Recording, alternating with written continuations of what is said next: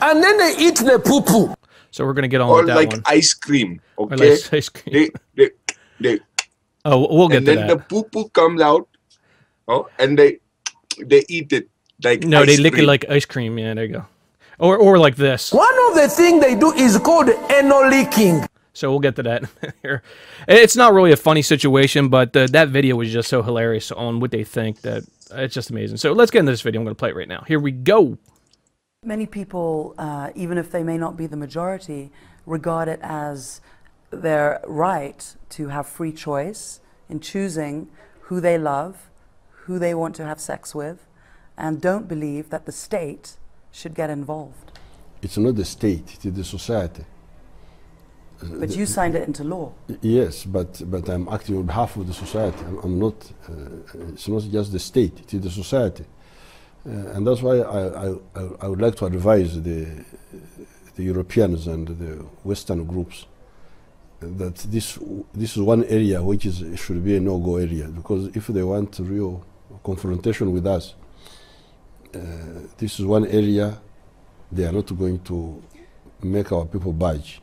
Okay, they have told us, and we have told them, and they are the ones who provoked it in the first place. But what about the equality of an individual, as the Western countries would argue, to have the right to choose what they want for themselves? That just by virtue of being a human being, they have certain human rights, and one of which is to express themselves freely in the way that they choose. We cannot accept that behaving unnaturally is a human right. Why not? I was regarding it as an inborn problem. A genetic link to homosexuality. Genetic distortion. That was my argument. But now our scientists have knocked this one out. And once you argue that it is a question of choice, then really you have lost the argument as far as these Ugandans are concerned. Do you think that by signing the bill, you're taking Uganda backwards? Not at all, not at all. Uganda is where it has always been. The Uganda have never supported our society since time immemorial, have never supported homosexuals. What is your message to Western human rights groups, to President Obama, respect, to lesbian, gay, bisexual and transgender people? Respect African societies and their values. If you don't agree, you just keep quiet. Let's manage our society the way we see. If we are wrong, we shall find out by ourselves. Just the way we don't interfere with yours. Do you personally dislike homosexuals? Of course, they are disgusting. What sort of people are they? How can you go? I never knew what they were doing. That's how I've been told recently that what they do is terrible. And then they eat the poo poo. But I was ready to ignore that if there was proof that that's how he's born, abnormal. But now the proof is not there. Is this about politics more than morality and religion or culture? Not at all. There are many critics that have said this is about 2016. This is about the elections, and the majority of people in this country support what you're doing. They support anti-gay legislation. But why had I refused to sign it?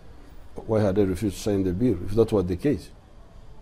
I had refused to sign it because I wanted it, and I was not going to sign it. Maybe they would have changed it for me to sign it until I was confronted by the science, which I demanded from them. You show me whether. But it's made you very popular, signing this bill, even more so than you are.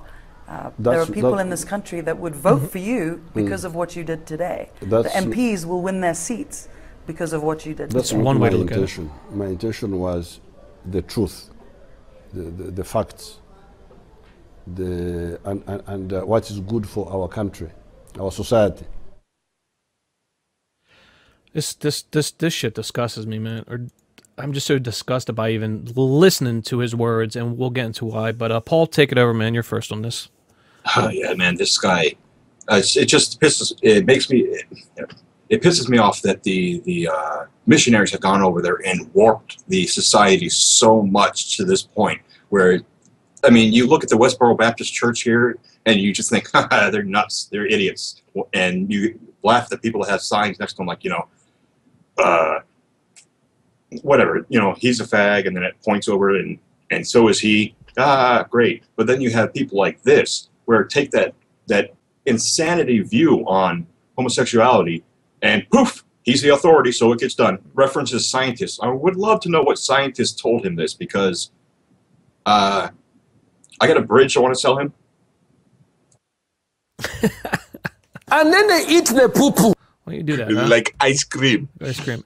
No, but seriously, I'm pretty pissed off when I watched this video on CNN, and I've been following this, which was Kill the Gay Bill. When it was first written into law, or at least legislation where they were trying to get it passed, what happened was that they had it in there that the extreme penalty for being gay or committing a gay act was death. They were going to kill you. I'm going to go into basically I'm going to go into a brief summary of you know, how the missionaries basically started over there, the Christian missionaries from Europe, their involvement in Africa. I'm going to go over that in a little bit here, but I want to really touch on what the president, I think he was the president, stated there in that video: respect African societies and values. Well, I'm sorry, but I won't respect your values or these types of values. I won't ignore them when it comes to human rights issues. I will speak against it. That's what I do. I mean, like, this is why I became a YouTube activist, is because of shit like this. You know, especially when it has to do with Bronze Age mythology. When you were brainwashed, you know, Christian missionaries went over there and brainwashed societies. It's either, you know, you do this or that, or if you don't believe God in your heart, we're not going to give you food and water or build shelters for you. It was an ultimatum, and that's evil, you know. There were Christian, like I said, values. These were Christian values. What they're doing right now is basically Christian values that basically they were doing back in the 15 and 1600s, okay? Witch burnings, killing homosexuals, genocide. Currently in Car, Central African Republic, in Car, there's genocide currently going on. I mean, like, you got the Muslims and Christians battling out, and now they're pushing, the Christians now are pushing them out of that country. And we're trying to progress away from that Christian way of thinking, or those values, those types of atrocities. We're trying to get away from that shit. But unfortunately, they're way behind us, especially in America with our secular, you know, our secular government, our secular constitution. Exactly that far ahead. We're pretty fucking far away. We're not burning people at the fucking stakes, and they're getting away with it. We're still trying to take away their basic human rights in one way or another. Exactly. Yeah, but yeah, see, that's the thing I find interesting. Like I said about the Westboro Baptist Church, people laugh at them, they mock them, even Christians mock them. Yeah, but yeah, they're actually enforcing Christian doctrine over there. Not like they are here when they talk about it. Oh, we're good people, we're good Christians. They're actually being good Christians. No, exactly. So what I want to go over real quick is just a brief history on missionaries in Africa. You know, when it started, their involvement, and I'm really going to talk a little bit about David Livingstone real quick. Livingstone, I should say. So let me put up this image real quick here. Missionaries in Africa, basic summary. At the beginning of the 19th century, very few people in Africa were practicing Christians, apart from Ethiopians, like I believe you stated, Paul, Coptic Egyptians, and of course people living in the remnants of Congo. Bullet point here, Catholic missionaries showed up. You know, I think it was 1799 to be exact, but it was 1800s. Missionaries represent a big spectrum of denominations of churches, I should say.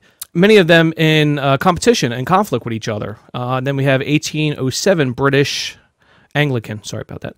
1807 British declared abolition of the slave trade. 1839 Pope Gregory the 16th issues a papal bull condemning slavery. Then this is the big part right here. This is the part what really got to me is I didn't know anything about this guy, David Livingstone. 1813 to 1873, he was a missionary traveler.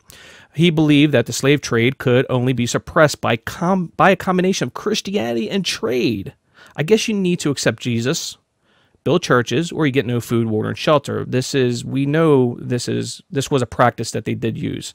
He traveled extensively from the east to the west in southern Africa, dedicated to bring Christianity to all. But he never stayed very long anywhere. So, and another thing I want to bring up real quick, I think we talked about this in the pre-show, is that Sweden is currently the 4th European nation to freeze aid to Uganda. I think that was as of today, over this anti-gay law. 4 countries now. It's 4 countries are, I should say, the 4 countries. Fucking tastic. It is, and this is the funny part about it. The 4 countries are Denmark, Norway, Sweden, and the Netherlands. I believe they're all secular countries, right? I like what someone has said here in the comments. They said, let's start following the religion of cocktoism. We'll get tax exempt and force our cocks upon others. Yeah. What do you think? That's pretty deep. Yeah, sure. Isn't that Christianity already? Yeah. But one statistic I want to bring up recently from the Public Religion Research Institute, which it's 1/3 of millennials say they left their religion because of anti-gay policies in their church. Wow. That's not shocking, actually, to be honest with you. It's not shocking. So that's a new poll that just recently came out, and But I want to close here. Christian denominations have always changed their role or values that comport with modern societies. Unfortunately, Africa is centuries behind, I believe, behind our advancements here in America, and I think it shows. So,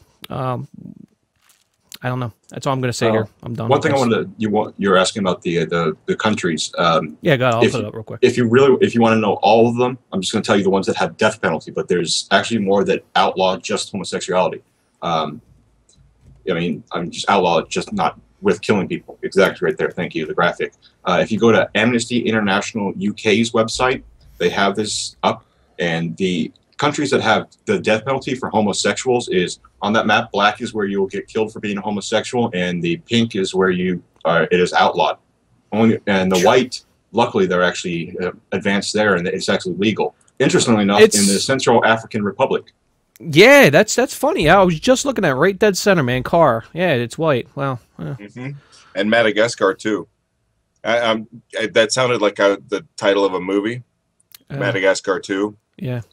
But you know what I meant.